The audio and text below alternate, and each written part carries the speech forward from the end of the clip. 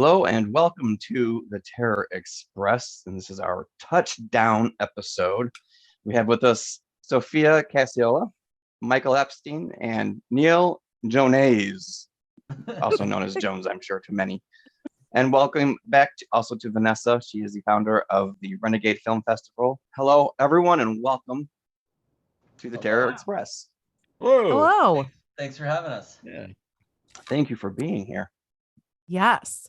So let's just jump right in. You guys came together on this. I don't even have the words to describe this film because it's like equal parts nonsense, horror. It's clever. It's so much fun. And it's like taking the fest world by storm. So I just want to jump right into the Once and Future Smash. How did this come about? Like how did this thing become? Why did this happen? Are you asking why? Why did it happen? Whose fault is this? Whose fault? Yes. I guess, do you want me to talk about it? They always make me talk about it. I feel like I should let somebody else, but I will. The convention world is a really interesting place, and we're not particularly big fans of conventions or going and getting autographs Neal and all is, that. Neal, well, you talk for yourself, Michael. Neal, I don't know. Yeah, Neal can speak for himself. Sophia and I are not really big fans of conventions or anything like that, but we thought the culture of it's really interesting, and it's really cool that people are becoming, big fans of horror through that, and there's like a culture kind of around the celebration of horror, and that's a really exciting thing. And one of the elements in that world that we have learned about is that there are individuals who don't get along with one another, particularly when they played like the same character, maybe even in the same movie, for example. And we knew of a few cases like that where there were like actors who played the same character in the same movie and had kind of a feud about like who really did it or who was in it more and so on. And sometimes they wouldn't sign the same poster, like, or you had to get one to sign it first and then the other one would sign it. Whatever. Anyway, this was an interesting space, so we thought it would be really cool to explore a story kind of in that world about two actors who had kind of a long feud. And one element that I particularly love about the convention culture is that there are a lot of actors who they were in like one franchise movie 30, 40 years ago, and then kind of like didn't really, left acting, did other things with their life, or didn't really, have much of a career after that. But there's this like reemergence of interest in them. They're going and signing autographs, and there are also a lot of younger directors who celebrate those movies are now casting them in movies, so they have kind of renewed careers. And you see a lot of these actors with big gaps in their careers. A lot of them raised families or did other things. It's not like they just failed or anything bad like that. But it's really neat to see their return and their kind of the kind of renewed interest in them. So anyway, we thought, wouldn't it be great to tell a story of some of these guys who were in maybe one movie, 50 years ago, and are now back hoping to kind of cash in on that one movie. So anyway, this idea was kicking around, and I ended up talking to Neal about it, and he can talk about the rest, but he kind of took over at that point and was able to get access to some of this stuff. So Yeah. I've been doing the convention since I think 2011 or so, through Without Your Head, my podcast. I host some of the panels. And anyway, so when the idea came up, to really be able to even like make this movie, we needed an actual convention because it would be impossible to recreate that, unless you had like a giant budget. So I was like, well, I'm friends with Evan McGar, who runs Mad Monster. I'll see if he'd be into it. And so I asked him, and he was like, Neal, if anyone else asks this, like, no, but for you, yeah, you can do it. And he let us really do whatever he wanted at the, within reason, because he knew we wouldn't do anything, too stupid or getting people's way too bad. And so he was like, yeah, do it. So right away, we're like, oh, well, maybe, this could happen. And then Michael thought of like two good leads for the movie. And I reached out to Michael St. Michael because I know him a little better. And they reached out to Bill Whedon because they know him a little better. And they were both on board. So it just seemed like, hey, I think we might have something here. And it went from there. And then we were like, we better write a script now. Right. We have a concept and we have actors. And we have Yeah. Dates. we have dates. We have dates. So I guess we better actually like Time to write a figure out script. what it is that we're I going want to to say do. this is like in October of 2019, and we were shooting in February of 2020. So it Oh came wow. together Okay. super fast. Mhm. And then it languished for a while during, Yeah. Well, yeah, I mean, you guys kind of hit it right at the right time because I mean, everything just shut down after that. The part that I laughed at most, the feud between the two actors who played the same character, was when they were sharing a table and they taped it off and it says, "Here, you can have this part of the table." And I'm thinking, oh, poor Warrington. That was I love the dynamic between those two. It was very, very, very funny. I will say this. I mean, there are many cases like this, so it's not necessarily that there's one specific Right. thing that Right. Yeah. Yeah. But I will say that it's possible that two of the actors who have a situation like that are both in our movie. Nice. It's possible that they were the ones that sort of like kicked off the discussion. Yes. I Yeah. couldn't Nice. say. I'm pretty sure that taping off scene like is inspired from an episode of Full House. I think it's in several like Classic sitcoms. sitcom. I think it was a Classic sitcom, like, recurring you get this. story Yeah. in a lot of sitcoms Yeah. I grew up watching. And my half is way bigger. Full House, I Yes. remember, yeah, like when DJ was separating her room when she had Yeah. to And share the Stephanie room. and Stephanie had to go over on the curtains. I'm I sure love it that was we in, all like, know an that. episode of Happy Days or something too. If there's any humor in anything that I'm writing, it's either from like the Monkees or like 80s sitcoms. Yeah. Yeah. Pretty much. That's a safe Looney bet. Oh, Tunes. 80s was the best It's a decade. safe bet that I Yeah, stole it from absolutely. one of those things. Yeah. Oh, 100%. 100%. I love it. But yeah, I mean, Um, obviously we do have a deep love of the genre, and I think like everybody that we worked with know that we're true fans. It's not like sometimes if you get hired to do a gig or something, people don't understand that like no, you're actually like into it. Yeah. I think it comes through. Like in their interactions with us personally, and in the end result of the movie, it's not meant to make fun or mock anything.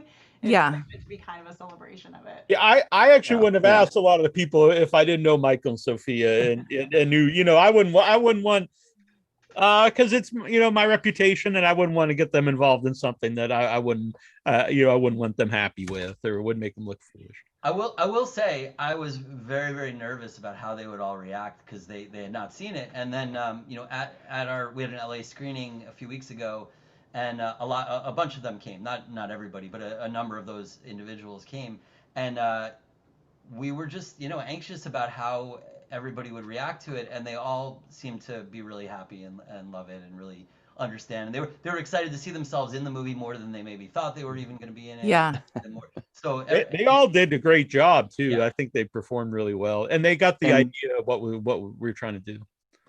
And some of them even saw more of themselves in different ways in the movie. That mirror scene definitely took me by surprise, and it wasn't a flash It took cut Sophia either. by It was- surprise that as she was filming it. Yeah. That was a scene. Yeah. I as well was not anticipating that. And I was like, well, hello. Hello. Well, our star Bill Whedon just, he asked consent before he was like, it's kind of a bucket list item to, bear it all in a film. And so I was like, yeah, I'm down for sure. I just didn't know when it was going to happen. And I was filming his face and had no idea that it had happened in that moment. And Michael was like, Sophia, did you get the shot? And I was like, yeah, we're good. We can move on. And then I looked down and I was like, oh no, I need to swap the lens and we need to do it once more. I was watching and I was like, I don't think you did get the shot because I saw what you were filming, and I don't think you captured Yeah. Like, we're good. the important It's a part nice of close that. up of his face. Right. So It's my Yes. favorite behind the scenes photo shot, which I can't really share with anybody, but I was in the corner of the room and I took a shot because it's that scene, and Sophia's clearly shooting up at his face, and it's a very funny shot. And then Michael's like up on like over where the TV would be, and everyone- Oh, if you do ever share that, you can always put a little emoji, Yes. because Yes. that would be hilarious to see. The face would probably be Right? best over that. But we're quite excited about the response to that. There's Oh, yeah, quite gotten a huge lot of strong Laughs response. and cheers and Oh Yeah. yeah. yeah, it got the biggest reaction at the world premiere in London. That was the biggest the reaction. British like to see it. They did. Yeah, There's a lot I of- was gonna lot of say, laughter. so that was the world Well, that's- premiere. What was that experience? It was great. Yeah, it was at Fright Fest, was the world premiere in August, and so we hadn't shown it to anybody. Like it was very tightly under wraps, other than the couple festivals we'd submitted it to. So, yeah, we had no idea what was gonna happen, and it went really well. Like we were very happy and surprised. I'm gonna go back a little bit here. I want to tell you the story of Smash Mouth. I remember when I was very young, I went to the drive-in to see End Zone 2 with my grandparents, and I got so far in this movie. I think I made it about an hour into the movie, and I ended up falling asleep. I was young, but and I never got to finish the movie. And then Vanessa's like, "Hey, we're doing End Zone 2," so I started watching, but unfortunately, I still didn't get to finish it. I got it probably about an hour in again. So I'm excited to see. Is this going to be coming out on VHS finally after all of these years that this movie has been so hard to find? It's in our grasp now. I think we're gonna probably do a VHS release of it, of the restoration of it. Yeah, it's pretty exciting. We haven't been able to find that last half hour of it yet, though. So it's still just an hour. Yeah. Yeah. Still just now. Okay. So I didn't actually miss the last part of the touchdown scenes. And if you want to see on the big screen, I believe it's going to play at Renegade. It is going to play. Yes. Yeah, nice. we've got the Georgia screening. I'm very excited. I think that our audience is going to go bananas for it. For anybody who's listening, I don't know if we've given it full context, but Once and Future Smash is about these two guys, and they played the character Smash Mouth in the 1970 film End Zone 2. And we really wanted to because End Zone 2 has been lost for all this time, we wanted to basically present our film with the restoration of End Zone 2 as much as we could, restore it. And it's been really nice because we didn't know if festivals would laugh in our faces. We thought okay, we're sending two films and we're asking for, a little bit longer time and everything. Our festival is going to be like, what do you think you're doing, trying to, request a double feature in this context? But we've had so many, wonderful festivals not only, say yes, but be excited about it and be like, this is an event to celebrate. It's something bigger than just, kind of an individual film or something along those lines. Yeah. So that's been really special for us because we had no idea. When you make stuff and you put together stuff, you're like, I don't know, maybe nobody will like this. Some would just want one or the other, And then we had to decide, what are we going to do if nobody wants to play both? Because we really wanted to present. We really feel like the best way to present it is both films together, and it's been really. I mean, so far it's been presented that way every time, and it's really nice. I think I agree. I think you need them both. I've watched them both. We are screening both, and yes, you could watch the doc without it, but there's always that longing of what is this movie? Right. So I think being able to kind of, satiate that need a little bit. And, similarly, if you just watch End Zone 2, you may be left a little confused. Now, Neal, and you've been posting a lot about this too, but so you've been doing Without Your Head since 2006, right? We're 17 years in. I mean, that's wow. Let's talk about that a little bit, because you've had quite the show all these years, which I have to say, I mean, I think me and Michael and Sophia have all gotten to be guests, which I think is pretty amazing. So thank you for that. But yeah, let's talk a little bit about that. How did that get started?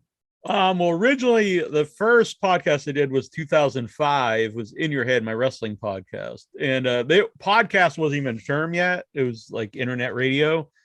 And at that time, it was mostly shows that were on terrestrial radio, and they just had their archives also on the internet. And so a group of us were on this website called audiowrestling.com or something like that. Anyway, so we just started our own. And really at that time, the other people were really hated us, because they all had degrees in broadcasting. And we're just three idiots who were doing this wrestling show. And I started reaching out to people to get them on. And the very first year, I had, big wrestling people might know these people, Goldberg and Terry Funk and Paul Bearer, and a lot of big name wrestlers came on the show. And so honestly, other people were really mad and pissed. But anyway, that October, we did a Halloween special, and was thrown out what should we call the Halloween special? And my friend Ron was on the show. Was like, well, it's in your head. Let's call the Halloween one without your head. Like, all right. So really the first episode's October 2005. And then I like doing that, and I like horror movies. So, and then 2006 we started doing Without Your Head. But it was a lot harder to record, even just record interviews then, because now like there's all kinds of programs that will do this. But then like to use Skype or something with people in different areas, like you get all this feedback, and you had to have like multiple computers, or it was actually the first few shows. My the guy I started the show with, John, he recorded the audio to VHS tape, and then he would rip the audio off VHS tape. So the first six episodes are recorded to VHS tape, which I think is pretty funny. Oh, that must sound amazing. Yeah. So the very first real episode Retro audio. Without Your Head, it was Right? Sid Haig was the guest, which to me is a Oh. really big guest to have on the very first show. Yeah. And again, like I don't know, I mean, he could have just said, no, I'm not going to be on some show with these, idiots that have never done anything, but he was all about it, and he was a really cool guy. And he was helpful getting me into conventions, years later, and just a really supportive guy, Sid Haig. I think those are all of my actual like real questions. All I have left is nonsense. So Jason, Buckle up. All right. Okay, so Vanessa, do you want to do your would you rather first, or do you want me to? oh, dive I into love my would you my rather. Are you guys no-nonsense? ready for the would you rather moment? These just they make me so happy. We'll give everyone a chance to answer. So the first one is, would you rather have only 2 long yellow front teeth like a beaver, or no teeth at all? I think no teeth, because you could get dentures. That's like a. It's But that's still cheating. teeth. That's going That's- around the that's- question there. Yeah. I You think have to two just teeth be would gumming it, or you get the 2 beaver teeth. Well, I'm a vegan, so I'm not sure I actually need the teeth. So. I'm just gonna get a That's smash fair. blender and blend everything. I'll be all set. There you go. Yeah, see soup. Yeah, we're good. I'm down for the 2 teeth. I gotta be honest. I'm actually like thinking about if I could just remove all my teeth now and do that. Right, and I'm just down have for the it. 2. Yeah. That's a tough one. I don't know, because do you get like what else is in? I've never inspected a beaver's mouth. Like, there's got to be more. How Have did other those teeth, yeah. front ones work, and how many? Like my pug, his teeth don't match. I don't even know how he eats. So like The- I don't the know what's beaver- going on in a beaver mouth. The beaver mouth is a lot less severe than the leatherback turtle mouth. If you don't know the leatherback turtle mouth, Google it. You'll be sorry with nightmares for days. That's the most interesting fact I've ever heard you ramble off randomly. Where did you get this information? I probably because I'm terrified of the leatherback turtle's mouth. And you're mentioning the teeth and stuff. It's like Never even heard of a leatherback- leatherback turtle. Are I'll they show big? it on here so you can see it. They're gorgeous. Fascinating. All right, next. Would you rather always have to sing instead of speaking, or dance everywhere you went? I'm all about the singing. I like this. I might just incorporate that, especially since I can't sing. Make it funnier, I think. Yeah. Well, you should have sang your answer. Yeah. Part 2. I'll take singing too, I guess. Yeah. I don't dance. have the knees for dancing. So I mean, do this. I don't, maybe I can Right? nothing. Think of all the interesting ways you could enter a room. I think if we split it, if Sophia just danced and I sang, Oh. that would be pretty good. Yeah. Sign me up. I'm inviting Yeah. myself to your Maybe house we'll- No, my to dancing watch this. skills is like this. Maybe so. we'll- It's Maybe we'll prep for perfect. that. It's like Nosferatu or something. I'm like, Maybe at the festival I we'll got prep to do that the whole time. It'll be Don't tease me. with my beaver teeth. My singing voice was beautiful. Gonna be amazing. All right, my third and final would you rather. Would you rather communicate only through Pig Latin or charades? Hmm. I like the idea of charades, but I think this is going to be very difficult. Yeah. It could take longer. Mm-hmm. Yeah. But how fluent are you in the Pig Latin? Not That at all. is so annoying. But I guess that would have to be. You would get good at it. Yeah. That's true. Ooh, yay. Igpe Latin Good play. gay. Do they have a Pig Latin Rosetta Stone? I could study it. I don't know. It's horrible. My- It would be tough. Yeah. Versus My magical questions. The first one, again, these are all for everyone. What would your weapon of choice be in the zombie apocalypse? We're getting dark here. I think a flamethrower would be fun. Ooh, yeah. yes. Well, since I have it handy here, I'm going to go with the pizza cutter. I sense a theme. I I know. Neal and I are gonna have Yeah. pizza. You're gonna eat cooked zombie, barbecued zombie. There we go. Yeah. Yeah, I mean it's tough because you got like, are we going for, you have to shoot the zombie in the head or knock their head off to I think you have to go for the brain. The Yeah. Romero zombie zombie. apocalypse. Yeah, Romero set that How bar. fast? Yeah. Okay, all right. Yeah, it depends on the kind of zombies I'd have. Yeah, this can be hard with the pizza cutter. Yeah, Yeah. you're But the not gonna get far. flamethrower, I mean, if you melt the brain, does that count? Okay, I feel like a nail gun is classic. All right, next one. What villain would make the best therapist? Hannibal Lecter, I guess.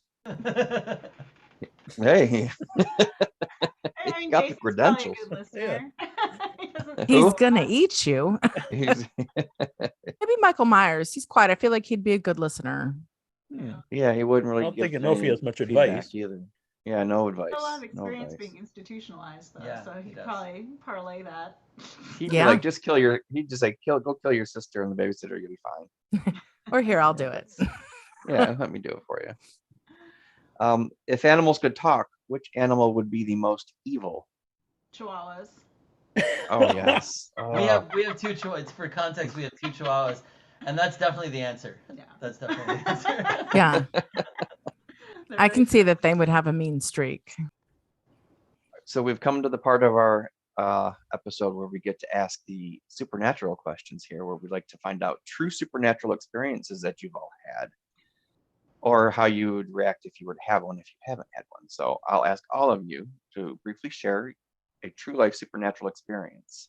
No, I grew up in like a house like a farmhouse from like the 1700s, so it was very creepy, and it still creeps me out a little bit. But yeah, growing up, I definitely thought I saw things all the time, and like had conversations with ghosts all the time. Like, but it would always be like I'd wake up and see somebody in the room and just start chatting with them, and then realize it wasn't who I thought it was, or it wasn't somebody I knew, and then they would like disappear. Yeah.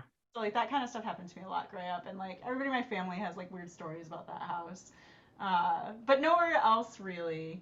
One time I was attacked by fake bees in my grandmother's house because they moved into my grandmother's house after she died. Fake And, bees. The bees didn't exist. Well, I didn't they're know ghost until bees. I ran away. Ghost from Ghost them. yeah. bees. And, That's the like, next movie we're making. Yeah. We're making Ghost bees. Ghost It's bees. a sci-fi. Yeah, It's a it happened. sci-fi channel original. I You mean, knew me then. I told yeah. you about that. Why yeah. should ghosts? I mean, this is the thing. In like most stories, ghosts are just like They're always they're humans, people. right? Yeah. Why shouldn't there be ghost bees? Angry ghost bees that Yeah. attack me in the night. I agree. I think if it applies to one living thing, it should apply to all. So Yeah. ghost bees. That's our next film with Neal. Call me. I'm in on that. That sounds good to me. You I can wanna make them be some zombies ghost and make them zombies and call them zombies. Zombies. I think That might Oh. already when you were called- asking about the most, I didn't have an answer for the most evil. I wouldn't say bees, but maybe wasps. I think if they Wasps. they're pretty evil wasps. I don't believe in ghosts, but if I saw a ghost, this is the thing that I feel like because I have this sort of feeling about them, if I saw something, I would really be inspired to like want to just run over and like grab it or film it and like try to Scooby Doo its head off or something just to Yeah. really to capture the experience. But no, I haven't had any kind of experience.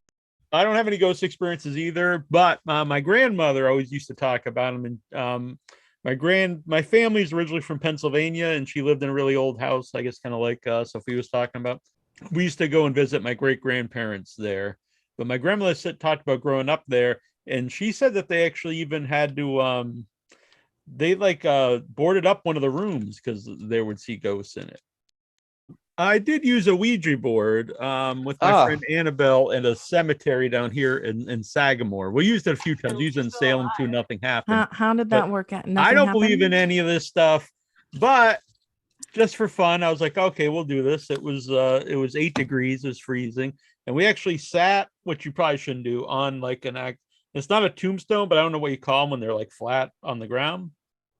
You should probably bad, sit on bad this choices. I'll call it. But we sat on it and we used the Ouija board. Bad choices.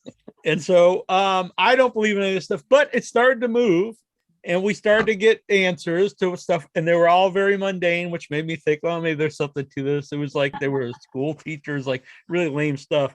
And but what was really interesting is when we were starting to ask, like, are you here? Like, are you under, is this your tombstone, blah, blah.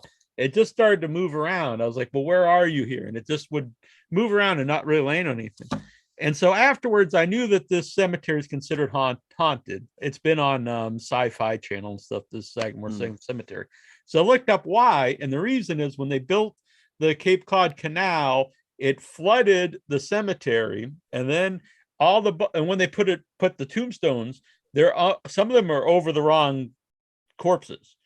So then I started to think, again, this could just be me overthinking. When I started to ask if you're here or where are you, it just started to roam around the thing. Maybe it didn't even know where he is, this guy. So it made me think, you're going to bring home a demon. Kind of weird. Be lost. Yeah. Yeah. Annabelle won't keep the Ouija board at her place because she says like it's bad news and stuff. Yeah. You got the planchette there as a conduit from the cemetery, the graveyard. Yeah, I have a tarot deck around here. Again, she said I bought it like at a flea market, and I guess you're not supposed to like buy a used tarot deck, but whatever. Is that the rule? Is that what they say? That I don't know. That's what she says. But. Not in the market. That's but, what she says. I mean, I think it's important to know these things before I stumble I guess they into can have like demons bad and shit. or bad juju in them or whatever. Mojo. Yeah. Well, sage your space. I think you'll be okay. Mm-hmm. I think that's what little white sage. You gotta. I like the theory that Bigfoot is just blurry, and that's why he's always blurry. I like that. Yeah.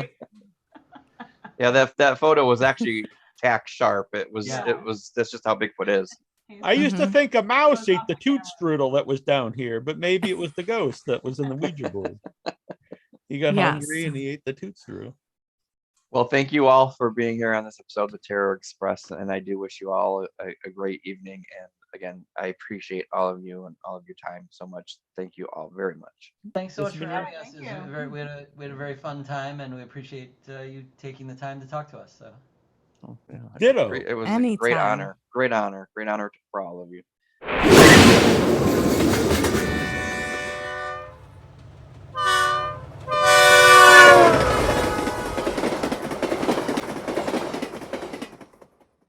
If you had fun on this episode of the Terror Express with Sophia, Michael, and Neal, hit like, subscribe, and comment below.